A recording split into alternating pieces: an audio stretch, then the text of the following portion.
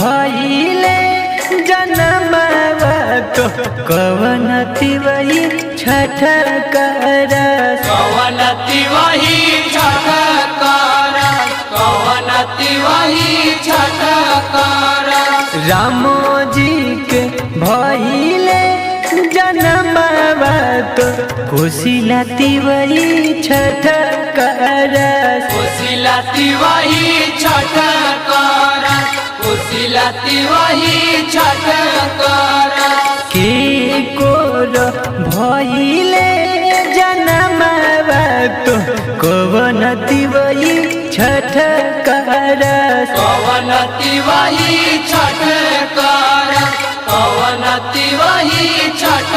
करस रामो जी के भइले जन्मवा तो कोशिला तिवही छठ करस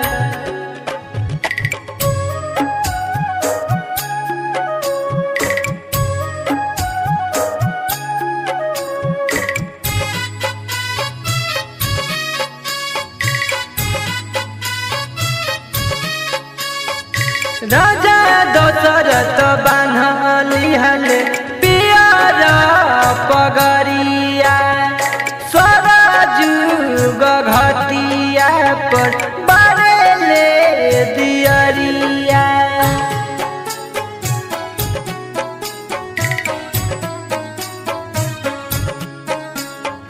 राजा दशरथ बान्हले पियर पगरिया स्वराजुग घटिया पर बरेले दियरिया खुशी में झूमे उनकर मनवा तो कोशिला तिवही छठ करस कोशिला तिवही छठ करस कोशिला तिवही छठ करस के कोर भइले जन्मवा तो कवन तिवही छठ करस कवन तिवही छठ करस कवन तिवही छठ करस लक्ष्मण के भइले जन्मवा सो मितारा तिवही छठ करस सुमित्रा तिवही छठ करस सुमित्रा तिवही छठ करस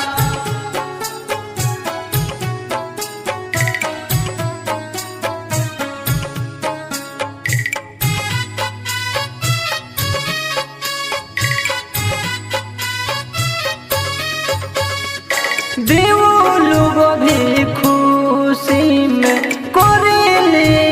परबिया छोटी घाट जाई के देवेले अरगिया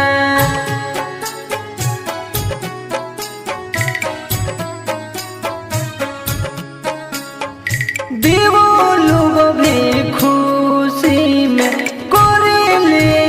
परबिया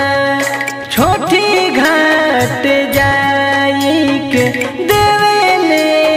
अरगिया अजित करस प्रभु के बखानवा तो कोशिला तिवही छठ करस कोशिला तिवही छठ करस कोशिला तिवही छठ करस के कोर भइले जन्मवा तो कवन तिवही छठ करस कवन तिवही छठ करस कवन तिवही छठ करस भरत शत्रुघ्न के जन्मवा तो के करी तिवही छठ करस के करी तिवही छठ करस के करी तिवही छठ